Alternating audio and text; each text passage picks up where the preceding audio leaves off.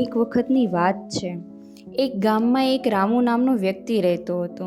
રામુના જીવનમાં ઘણી તકલીફો હતી. ક્યારેક પૈસાની તકલીફ, ક્યારેક કામની ચિંતા, તો ક્યારેક સંબંધમાં ખટાશ. તો પણ એ હંમેશા હસતો જ રહેતો હતો. ગામના માણસો ઘણીવાર વિચાર કર્યો કે રામુને આટલી તકલીફ છે તો પણ એ હંમેશા ખુશ કેમ રહી શકે છે. એક દિવસ ગામના એક દાદાએ રામુને પૂછી જ લીધું, રામુ, તારા જીવનમાં આટલી તકલીફ છે તો પણ તું હંમેશા હસતો જ રહેશ, ક્યારેય દુઃખી કે પછી ચિંતામાં નથી દેખાતો, એનું રહસ્ય શું છે?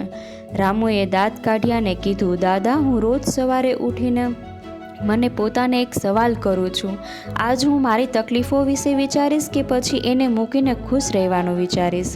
અને હું દરરોજ ખુશ રહેવાનું પસંદ કરું છું, કેમ કે તકલીફો આવતી જતી રહેશે, પણ જો મેં મારી ખુશીને એને સોંપી દીધી તો હું ક્યારેય શાંતિથી નહીં જીવી શકું. ત્યારે દાદાએ માથું હલાવ્યું અને કહ્યું, બેટા, તે બહુ સાચું શીખ્યું છે.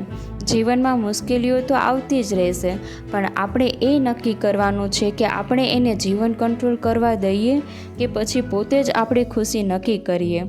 આ વાર્તામાંથી આપણે એ જ શીખવા મળે છે કે તકલીફો આપણા હાથમાં નથી હોતી, આપણો પ્રતિસાદ જરૂર હોય છે. આપણે તેને કઈ રીતે જોઈએ છીએ.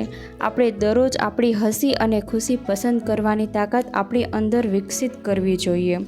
હસો, ખુશ રહો અને જીવનની મજા માણો.